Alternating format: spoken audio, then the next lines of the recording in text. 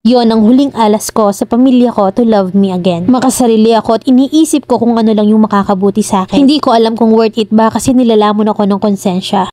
I am 22 at nag-iisang anak. Spoiled ako kasi ang mami ko ay isang manager sa casino sa ibang bansa. At ang daddy ko naman ay isang chef sa isang restaurant na sikat sa Singapore. Growing up, I always get what I want. And sobrang swerte ko dahil sa privilege na meron ako. Imagine having a comfortable and complete family. Maswerte ako pero parang hindi rin. Kasi walang oras ang mami at daddy ko sa akin. Kaya they would just give in sa gusto ko. Pero naghiwalay sila dahil ng babae ang daddy ko. Hindi kinaya ng mami ko yung kahihiyan na pinagpalit siya kaya naman umuwi kami ng Pilipinas. Doon naman ay naging suwail na anak ako. Dahil nga sa hindi ako malagaan ng nanay at tatay ko at sira ang pamilya ko. Ang sawang pangungupit at pagwawaldas ng pera ang ginawa ko. Umaabot sa point na nangungupit ako ng 20k panlibre sa inuman ng friends ko. Pero one thing about me is I am smart. Seryoso sa pag-aaral at pangarap kong maging abogado. At dahil nga sa katigasan ng ulo ko at laging pagnanakaw ng pera sa pamilya ko, napag-isipan nila na wag na akong pag-aralin dahil nga hindi na nila kaya ang ugali ko. Nagalit ako that time kaya ang ginawa ko lumayas ako at pumunta ako sa Manila para magtrabaho, para mag-ipon ng pera pampaaral sa sarili ko, which is the biggest mistake. Isang gabi habang nagbabambol ako ay may nakamatch akong lalaki sa bambol at nagsimula kaming mag-usap. Mabait siya at never nagka-girlfriend ayon yon sa kwento niya. Marami daw siyang naging ka-fling at ka-MU pero never umabot sa point na naging sila. Nasa Pampanga ako that time at andun naman siya sa Pasay. Nagtagal ang pag-uusap namin ng 3 months at usapan namin na magkita bago ako umuwi ng probinsya. Napag-usapan namin na mag-book ng isang Airbnb at aminin ko na may nangyari sa amin. Kahit na nga hindi malinaw kung kami ba or hindi. Hindi ko alam kung mahal ko ba siya or mahal niya ako pero ganun siguro talaga. Parehas kaming mapuso. At ano pa bang ini-expect na mangyayari sa isang condo unit na dadalawa lang kami. Pag-uwi ng probinsya, nagstay ako ng 4 days. At pagbalik ko ng Pampanga sa work ko, nalaman ko na dissolve na ang team namin. Kaya naman naisip kong pumunta ng Pasay para magtrabaho. At dahil nga medyo malapit na ako sa kanya ay nagkita kami ulit. Pangalawang beses na nagkita kami doon sa apartment niya at napag-usapan namin na magstay na lang kami sa isang bubong. Hanggang sa nakahanap na nga siya ng condo unit. One time pagbalik ko sa kanya ay naisipan kong mag-pregnancy test. Dahil nga inaasar ako ng mga kaibigan ko na sobrang lakas ko daw kumain at madalas ay malamya ako sa trabaho. Hindi naman ako kinakabahan nun kasi nga 3 years kami ng ex ko. At alam ko na mahihirapan ako magbuntis dahil nga nakunan ako nun. Halos manlumo ako nang makita ko ang dalawang linya. Nung pinakita ko sa kanya ay nalungkot din siya. Hindi namin parehas sa lamang gagawin. At hindi ko rin sigurado kung mahal ko ba siya dahil aaminin ko. Nag-e-enjoy akong kausap at kasama siya pero simula nung maghiwalay kami ng ex ko, never akong nagkaroon ng interest na magmahal ulit. Umuwi ako sa condo that day at parehas kami nag-uusap kung ano ba yung gagawin. Pilit niyang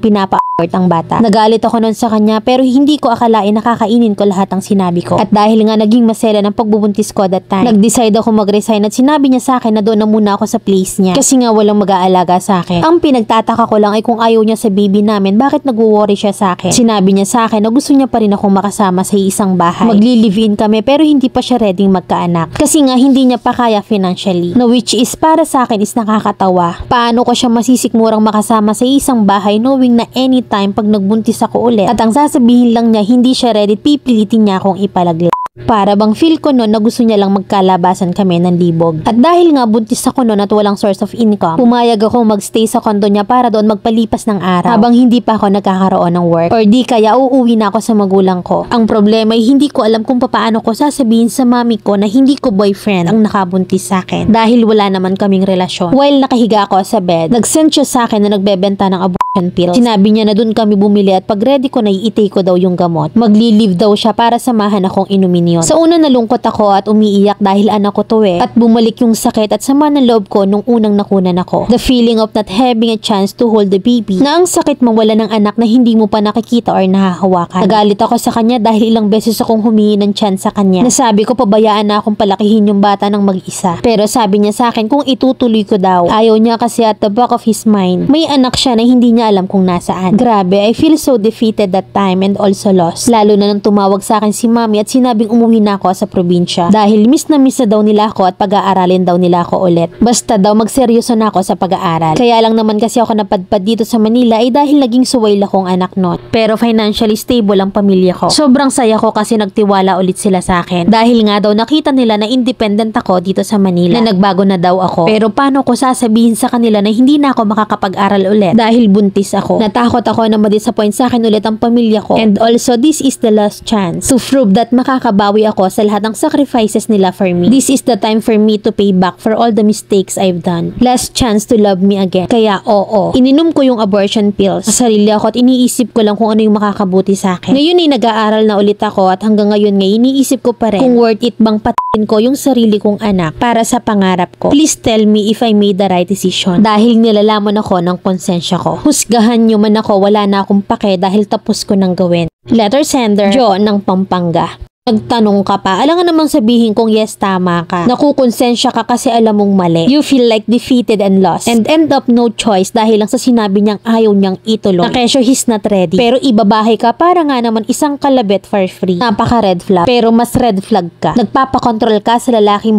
lang ang sandata. Maano naman kung sabihin mo't magpakaanis ka sa ina mo. Financially stable, nag-iisa kang anak. Nawalan ka na nung una, pinadalwahan mo pa. Kumakato ka ba sa impyerno, iha? Paano naging worth it ang to prove na nagbago ka, na naging independent kuno ka? Sabi mo matalino ka. May matalinong independent bang nagre-rely sa sasabihin ng iba? One thing for sure, lalamunin ka ng konsensya taon-taon. Taon ka ring magbibilang kung ilang taon na dapat siya. Madaming what if na sasagi sa'yo. Kala mo may kantapos yan? Wala. Kasi hanggang mamatay ka, magbibilang ka kung ilang taon na dapat siya. Dala mo yan kasi ina ka. Bumili ka ng contraceptive or sa center, libre naman. Tama na kasi hindi mo naman papanindigan. Bukaka ka ng bukaka pero ungol ka lang magaling. Tigil-tigilan mo makapagbembang ng walang label. Tama yan, mag-aral ka para makapagdesisyon ka sa buhay ng tama.